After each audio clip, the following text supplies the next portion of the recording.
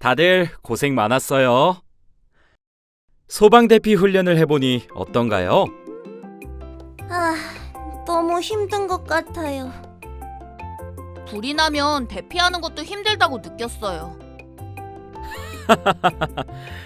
구체적으로 어떤 게 힘들었나요? 사람들이 너무 몰려 있어서 나가기가 힘들었어요.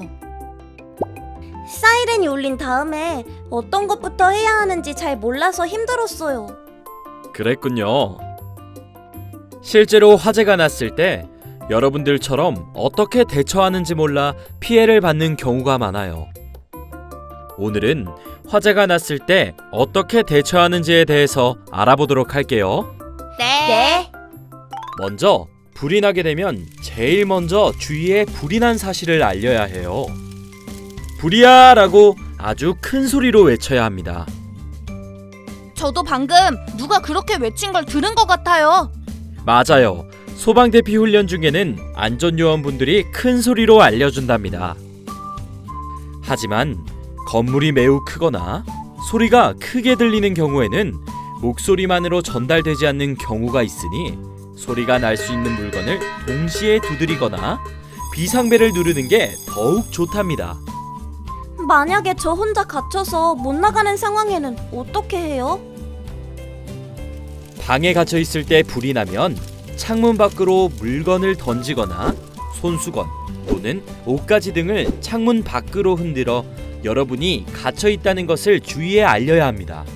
그 다음 구조를 기다려야 해요. 그렇지만 만약 작은 화재일 경우에는 직접 불을 끄는 것도 좋은 방법이 될 수가 있답니다. 불이 나면 항상 대피해야 하는 것 아닌가요? 큰 불이 난다면 그렇겠지만 소화가 가능할 정도로 작은 불이라면 오히려 직접 끄는 게 좋답니다. 물을 뿌려서요? 맞아요. 물을 뿌리는 것도 수많은 소화 방법 중 하나랍니다. 우리가 할 수 있는 가장 쉬운 방법은 물을 붓거나 소화약제를 이용해 온도를 낮춰 불을 끄는 방법이 있죠. 만약 쓰레기 더미에서 불이 났다면 쓰레기를 없애 화재를 진압하는 방법도 있죠. 가연물을 제거해 더 이상 불이 나지 않도록 하는 방법이랍니다. 모래나 담요 등을 덮어 산소를 차단해 불을 진압하는 방법도 있어요. 물론 대부분의 불은 소화기를 사용하면 잘 꺼지기 때문에 주변에 소화기가 있다면 소화기를 사용하는 게 가장 좋답니다. 그렇구나.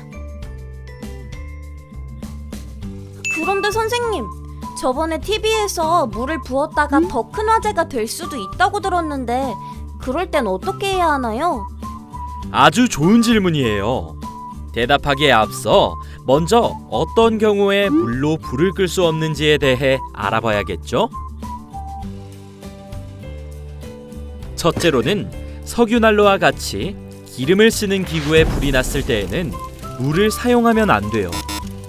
기름은 물 위로 떠오르는 성질이 있기 때문에 더욱 큰 화재가 날 수 있어요.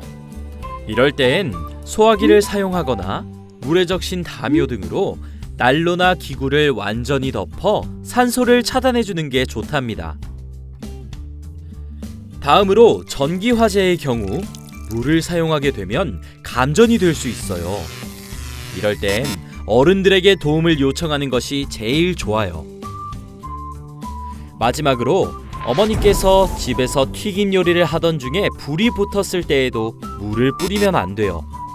물로 인해 기름이 튀어 불이 번지거나 화상을 입을 수도 있기 때문에 더욱 조심해야 한답니다.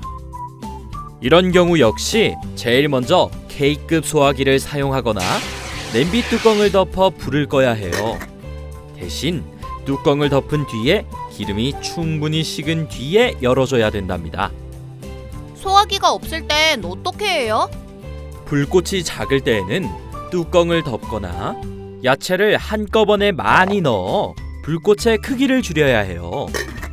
그 다음엔 가스밸브를 잠가 더 이상 불이 나지 않도록 해야 한답니다. 엄마한테도 알려줘야겠어요. 좋은 자세예요. 오늘 수업 내용을 꼭 기억해 두었다가 여러분들도 부모님께 말씀드릴 수 있도록 해요. 네.